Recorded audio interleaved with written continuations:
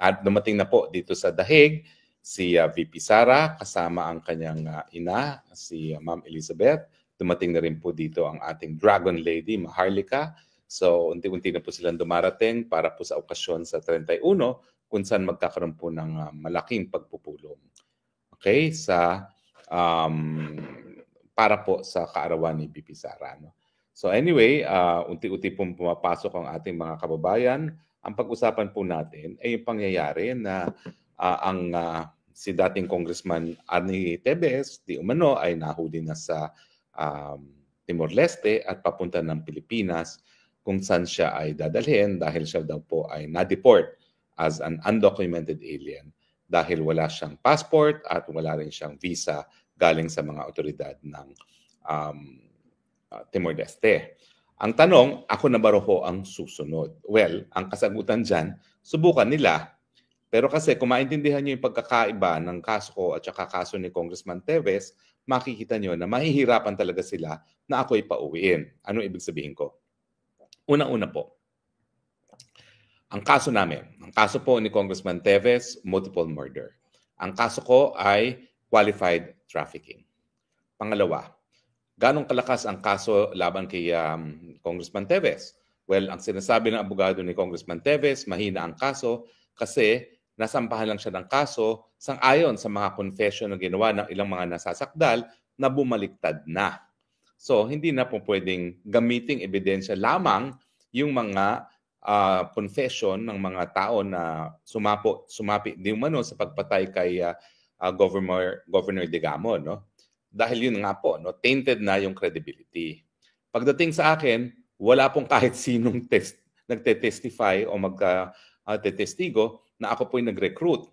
At wala pong kahit sinong testigo na tumatayo para sabihin na ako po'y nakipagkunsyabahan o nakipagconspiracy doon sa mga nag-recruit, doon sa mga biktima ng trafficking. So malaking pagkakaiba po, may testigo sa kaso ni Tevez na bumaliktad. Sa akin, wala po kahit sinong testigo. Period. Pangalawa po, syempre, parehong non-bailable. Yung isa is multiple murder. Ako po is human trafficking na qualified, kaya naging non-bailable. Pero bukod pa po doon, sa proseso, si Congressman Arnie po nag-apply ng asylum sa sa Timor-Leste, pero ang kanyang application po ay na-deny. Na-deny na po yung kanyang asylum application. Ako naman po, nakabinbin ang aking application for asylum. At dahil kasapi po ang Netherlands ng Convention on the Rights of Refugees and Asylum Seekers, hindi po ako po pwedeng mapauwi sa Pilipinas hanggang hindi pa tapos yung proseso ng aking asylum. So yan na naman po yung pagkakaiba namin. Pero si Congressman Tevez, maski siya ay na-deny ng asylum, nakakuha siya ng court decision laban sa kanyang extradition sa Pilipinas dahil dito sa Pilipinas siya ay magiging biktima ng cruel and degrading punishment, no? Dahil pinapakita niya na lahat ng mga testigo ay bumabaliktad lang naman, no?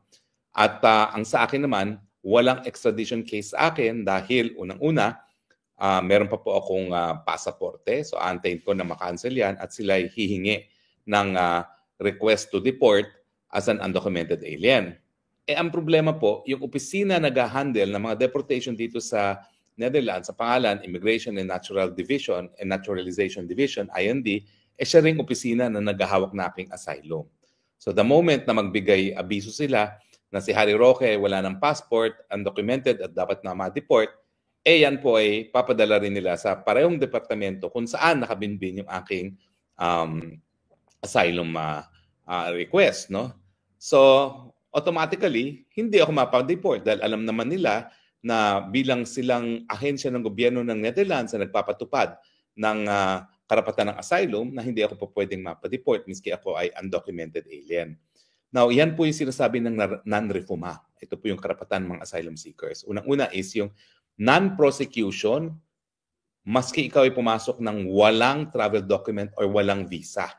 So ako po, pumasok na merong visa, pero kung ma-revoke ang ating pasaporte, mawawalan ako ng passport, pero makikita nyo po, kabahagi ng non-refuma, hindi ako po pwedeng malitis. Maski na mawalan ako ng passport. At pangalawa, hindi nga ako po pwedeng ma-deport pabalik doon sa bansa na aking inalisan. No? At ito nga po ay bansang Pilipinas. So, ang pagkakaiba naman ni Kong Teves, meron siyang court decision na hindi siya po pwedeng ma-extradite bagamat binaliwala o binasura ang kanyang asylum. Sa akin, wala akong ganyang court decision, pero dahil nakabinbin pa yung aking asylum application, hindi naman ako po pwede talagang ma-deport back to the Philippines. Pero ang pinakamalaking pagkakaiba namin, ang Timor-Leste nag-a-apply para sa ASEAN membership. Ngayon, kakatapos lang ng pantaunang pagpupulong ng mga bansang ASEAN. At sigurado ako na nagkaroon ng bulungan sa panig ni Presidente Marcos at ng Presidente Horta ng Timor-Leste. At tingin ko ang naging kasunduan ay ibigay mo sa akin si Arnie Teves, hindi ako tututol sa iyong pagiging miyembro ng ASEAN. Kasi ang Timor-Leste po ngayon ay aplikante pa lang at kinakailangan walang miyembro ng ASEAN na tututol sa membership ng Timor-Leste. Kasi nga ang prinsipyo sa ASEAN ay consensus. Hindi po pwedeng mag-adapt ng kahit anong desisyon na hindi lahat ng miyembro ay pumapayag. So yung pagpasok ng Timor-Leste bilang miyembro, yan po ay kinakailangan sang-ayunan ng Pilipinas at kapalit nga ng pangsang-ayon ng Pilipinas sa pagiging miyembro ng Timor-Leste sa ASEAN. Ang pinalit naman ay ang pagkatao ni Congressman Arnie Teves. Now, hindi ko po alam kung talagang naisakay na sa eroplano as of now sa broadcast itong si Congressman Teves. No? Ang alam lang natin ay ipapadeport na siya, hawak siya ng mga otoridad ng Timor-Leste at hindi ko lang alam kung paano nangyari yun. Hawak din daw ng otoridad ng Pilipinas. No? Pero ang alam ko, nakakuhang abogado ni ex-Congressman Teves ng petition for writ of habeas corpus. So hindi siya po pwedeng mailabas ang bansa hanggang hindi ipinipresenta sa hukuman. So hanggang ngayon po, wala akong balita kung talagang naisakay na si Congressman Teves. Pero sa akin, bagaman hindi ako lawyer sa Timor-Leste, yan din po yung sana gagawin ng mga abogado ni Tatay Digong. Kaya dumulog kami mismo para kay Kong Pulong via petition for habeas corpus and certiorari para nga po habang hindi pa sana umaalis ng Villamor Air Base si Tatay Digong, makarating na yung writ of habeas corpus na mag-o-order sa mga otoridad na dali ng pagkatao ni Tatay Digong sa hukuman at i-explain kung bakit dapat siya madetena. Yung writ of habeas corpus naman kay Kong Teves, ganyan din po ang epekto niyan.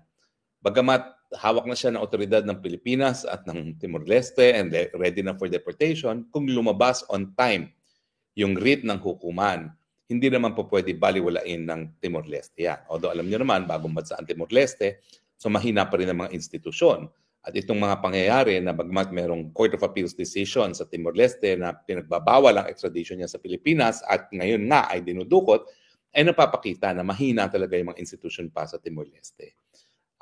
Dahil alam niyo naman po yan, dati sila po ay sinakop ng bansang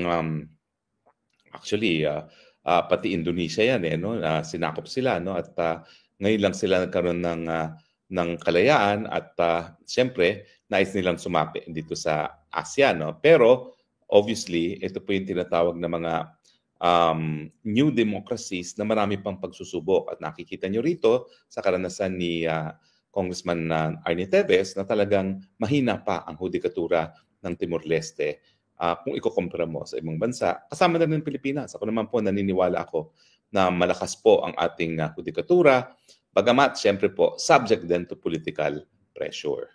So yan po mga pagkakaiba ha.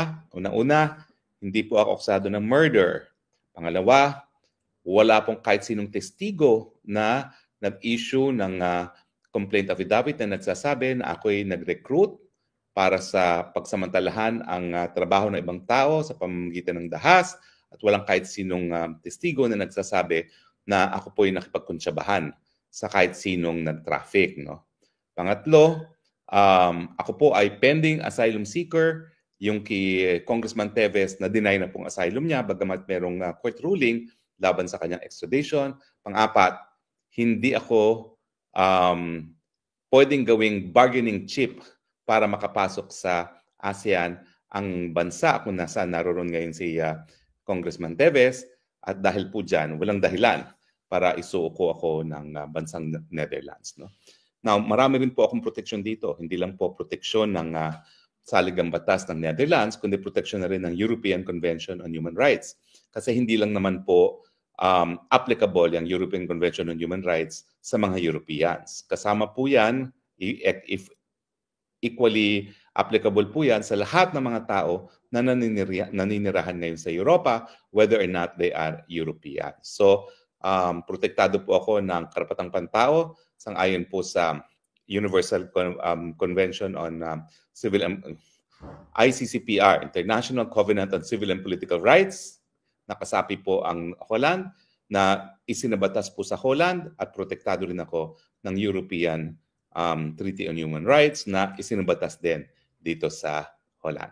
So, suma total, hindi po. Hindi totoo na ako nang susunod. Siyempre, sa isipan ng mga bangag, gusto nila ako nang sumunod. Pero sa katunayan po, hindi po mangyayari yon. Kasi protektado po ako ng karapatang pantao sa paghingi ng asylum at dahil nga po dyan, meron tayong karapatan ng non-refoulement. So mabibigo po ang kanilang mga maitim na balak sa akin. Ang tanging pamamaraan na ako'y makuha nila ay through kidnapping. Bibigyan ko na po sila ng abiso. Miski i-kidnap nyo ako, hindi nyo ako maisasakay sa eroplano kasi wala nga akong travel document. Nasa Dutch authorities. Walang airport dito sa Europe. Kahit magkano pang ibayad nyo, napapayag na isakay ako sa eroplano na wala akong kahit anong travel document. Siyempre, hahanapan ka ng passport unang-una. No? At siguro, protection na rin namin mga asylum seekers na yung passport namin ay nasa Dutch government para nga garantiya na hindi kami sapilitang mailalabas ng mga bansang tinakasan namin, linayasan namin, no? Sa pamamaraan ng kidnapping. So sa akin naman po, win-win solution yung wala akong passport ngayon. Kaya nga kung tatanungin ako, kakancel daw ang passport, well, wala pong basihan kasi iba ang legal definition ng pagiging pugante. Ang pagiging pugante ay umalis ka ng bansa matapos magkaroon ng warrant of arrest. Matagal na po akong wala sa bansa bago pa na-issue ang ganyang warrant of arrest na yan. So hindi ako pugante. At siyempre, pangalawa po, malinaw po talaga ha. Siguro po ngayon, sasabihan ko din sa aking mga kasama na mag-publish ng simplified version ng resolution. Siguro yung mga portions lamang na nababanggit na pangalan ko kasi meron po yan na ito ang demanda labang kay Harry Roque, ito ang sagot ni Harry Roque, ito ang desisyon namin kung madadawit ba sa kaso si Harry Roque o hindi. At yun nga po, yung kanilang reasoning, dahilan kung ba't nila ako dinawit, halos wala. Ang sabi lang is, malinaw sa mga nasa laysay sa taas, sa mga naunang mga pahina na dapat madawit si Harry Roque. Pero wala pong diskusyon kung bakit kahit anong akto ay nagpapatunay either ng trafficking or ng conspiracy. Kasi ang rule nga po, kinakailangan mapatunayan, hindi lang yung krimen, kundi mapatunayan din yung elemento ng conspiracy. Okay? So anyway, mag-abang po tayo ng mga balita galing sa kampo ni Vice President Duterte. Di pa po kami nagkikita. Meron po kaming tentative date ng araw ng pagkikita. Pero ngayon po, patungo po kami sa photo exhibit ng ating Tatay Digong kung saan magkakaroon ng pagtipon-tipon ng ilang mga Pilipino. Pagkatapos noon ay pupunta kami uli sa Duterte Street. Hindi pa po ako sigurado kung sinong dadalaw bukas. Ang nabalitaan ko sa balita lang naman na ang araw ng dalaw ni VP Sara ay 1 and 2, no? June 1 and 2. So baka itong this Friday, dalaw this Friday bukas, no, na 30, baka si Kuya Bong pa rin, pero I understand that maya-maya lamang itatawag na si Kuya Bong para ma-confirm kung sinong papasok sa araw ng Biyernes. Kasi syempre, inaasahan din ni Tatay Digong dahil nakaugalian na yon na every Tuesday and Friday ang bisita sa kanya, na merong bibisita sa kanya. Bagamat nung huling pasok nga ni Kuya Bong, sinabi niya na nagpaalam na siya dahil ang papalit na sa kanya ay si VP Sara. Pero hindi pa natin nakukuhanan po yan ng kumpirmasyon. No? Anyway, nagpapahinga po siguro sila ngayon dahil kakarating lang nila at kasama niyang mami niya. Talagang the last time na kasama niyang mami niya, talagang full-time niyang inattendan yung mga pangangailangan ng kanyang mami. No? So, of course, that is very well understood. Anyway, so abangan niyo lang po ang mga latest developments dito sa The Hague. Meanwhile, ito po yung Spokes Nagbayan nagsasabi, I love you, Philippines. You're the only country that I have. You're the only country I love. God bless the Philippines.